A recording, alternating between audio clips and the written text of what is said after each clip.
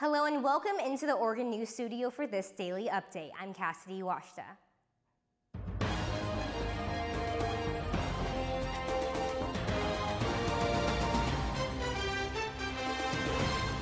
A patient at the Mid-Columbia Center in the Dalles was awarded $950,000 in compensatory damages after being assaulted while under anesthesia. A jury ruled in favor of the woman on Friday, determining that the hospital was negligent in the handling of this case and other similar ones. Multiple women have filed lawsuits against the hospital on similar charges. Most of those cases have already been settled or resolved. The anesthesiologist at the center of it all, Dr. Frederick Field, was sentenced to 23 years in prison on abuse and rape convictions back in 2012. You may have noticed some haziness in the sky if you were out and about this weekend. The National Weather Service said that the haze can be traced to wildfires in Siberia, according to the Associated Press.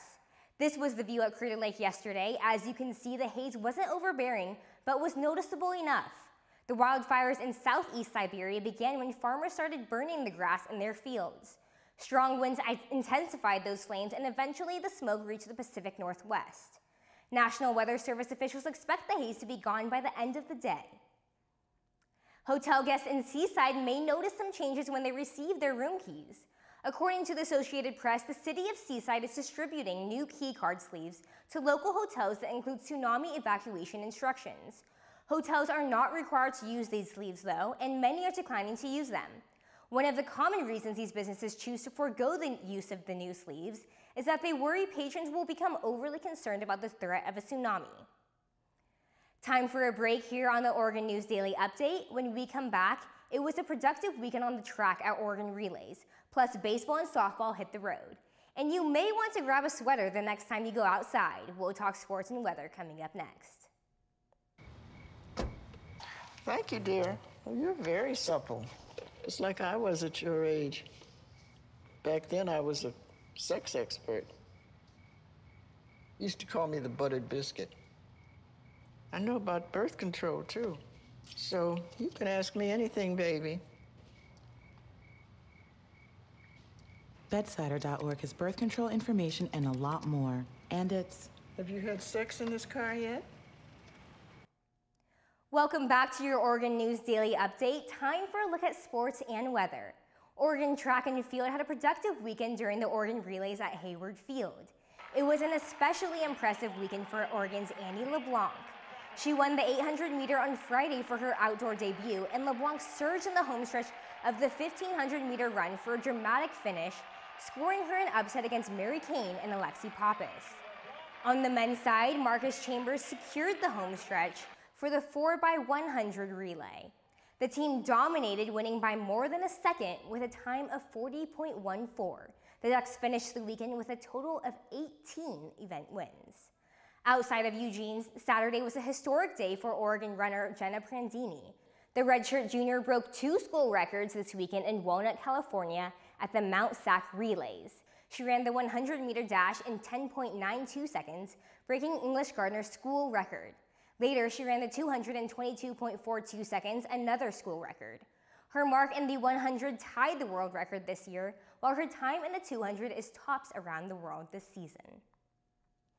On the diamond, Oregon baseball lost the series to number 12 USC 2-1. The weekend got off to a great start for Oregon. The Ducks took a 4-0 lead in the first inning of Friday's series opener, but the Trojans rallied, winning Game 1 13-5. The Ducks returned the beating on Saturday with freshman David Peterson dominating on the mound in a 15-4 win. The Ducks fell to the Trojans on Sunday by a score of 7-3 in the final game of the series. Oregon is now 4-5 against ranked teams this season. Meanwhile, Ducks softball has taken the first 2 games of its series against Stanford in Palo Alto. The top-ranked Ducks held on for a 5-4 win on Saturday before knocking off the Cardinal 12-8 on Sunday. The series concludes tonight at 7 p.m. Oregon is back home this weekend, hosting Louisiana Lafayette in a 3-game series. And in Memphis, the NBA playoffs kicked off for the Blazers on Sunday night.